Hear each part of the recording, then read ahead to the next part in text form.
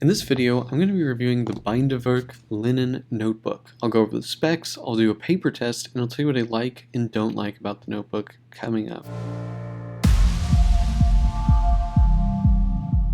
Blake here with Blake's Broadcast. On this channel, I review fountain pens, paper, and ink, and as always, I put links in the show notes in the description below.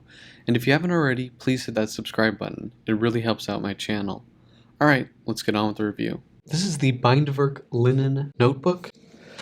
This is the first notebook that I've purchased from Bindewerk. They make a lot of really interesting looking notebooks. Ones with leather covers. They have ones that have like metal around the edges. Very interesting notebooks, a lot of different designs. This is definitely one of the more plain ones. This has a linen cover, and it's kind of a it's a soft cover. It's just not that soft. Now, it has 90 GSM laid paper, and there are 96 sheets or 192 pages. There are 12 signatures, and really that is it. So I'll take this little thing off of there, and inside you just get a little pamphlet about Bindewerk. It's handmade in Germany. You can kind of just see some of the other notebooks and paper products that they make. Really interesting looking stuff. This is a notebook that has a metal edge on it. They also do one that is like a wood veneer. Just very interesting looking stuff. It's completely plain, this one. It's just a linen cover. Nothing too exciting there. And then we have a laid paper paste down and a slightly thicker, also laid paper first page, and then we go right into the lined pages. Now this comes in dotted and blank as well. The ruling, roughly 8. You have big margins down at the end, at the tops here. This 16, I believe, and I believe it's the same up here. Nope, it's more up here. It's 21. So quite big margins top and bottom, and then yeah, you have margin on the side here, smaller one on the end. I don't know, I'm still kind of on the fence whether I like this or not. It does give you a cleaner look to the page, but you're also wasting space kind of. You have these rounded edges here. It's a very flexible, I mean like really flexible binding. Oops. Lays very flat. Again, 12 signatures, stitched binding, works really nicely, I think. Bindewerk, handmade in Germany. There are no features. You get no bookmark, there's no pocket, there's nothing. It's just lined paper. So, now, the paper test.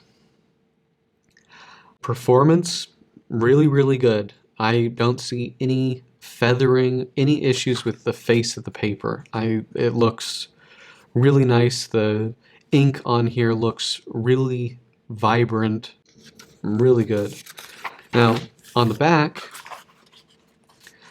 excellent performance. We have just like a spot here and here on this Pilot 6mm parallel pen. Really nothing. Nothing on any of the fountain pens. The Mont Blanc OBB, totally fine. Lamy Safari, no issue. TWSBI Eco, no issue. Now, of course, the Sharpie, like always, that bled. Copic bled. The Stettler permanent marker bled. And the Pilot oil drawing pen bled. So really the non-normal pens that you wouldn't really use in a notebook like this bled. Everything else was totally fine. Very good performance.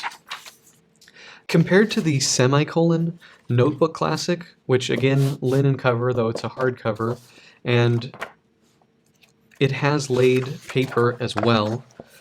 The Bindewerk is slightly more cream colored. They're both cream colored paper. The laid texture is more visible in the Semicolon notebook, so if you like that laid paper look, I think it shows better in the semicolon, but if you don't like that texture or you find the lines in the paper distracting, this is definitely going to be better. The semicolon has thicker paper, so a little bit less in terms of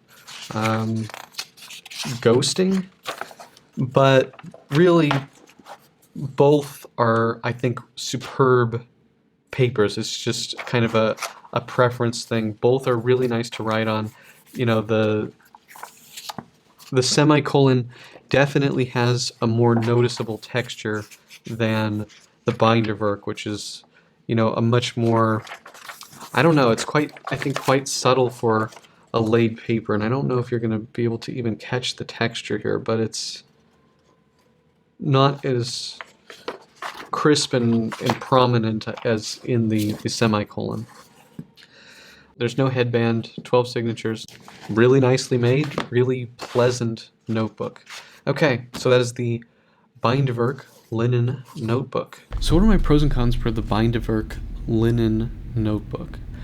I think the biggest pro here is definitely the laid paper. It does really well with fountain pens, very nice to write on. I also like the linen cover. It feels very high quality. It's sort of it's a soft cover, but it's not too soft. I also think the colors that they have chosen for the notebook covers look really nice. The overall build quality I think is quite good. 12 signatures.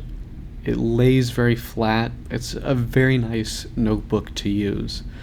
In terms of cons, biggest con for me is, you know, the price, 19 euros, $25. That's pretty expensive. The semicolon notebook that I reviewed previously is very, very similar to this, except with the hardcover, and that's under $20. So this is expensive. The other thing is, I'm not 100% sold on the big margins at the top and the bottom of the page. There aren't really any features in here. You do not get a bookmark. There's no headband. So it's a very, very bare bones notebook. But that's really it. So those are my pros and cons for the Bindewerk Linen Notebook. Do you guys have this notebook? Do you like this notebook? Let me know in the comment section below. And if you like this video, please hit that like button. And if you want to see more fountain pen, paper, and ink videos, please hit that subscribe button. Thank you guys so much, and until next time.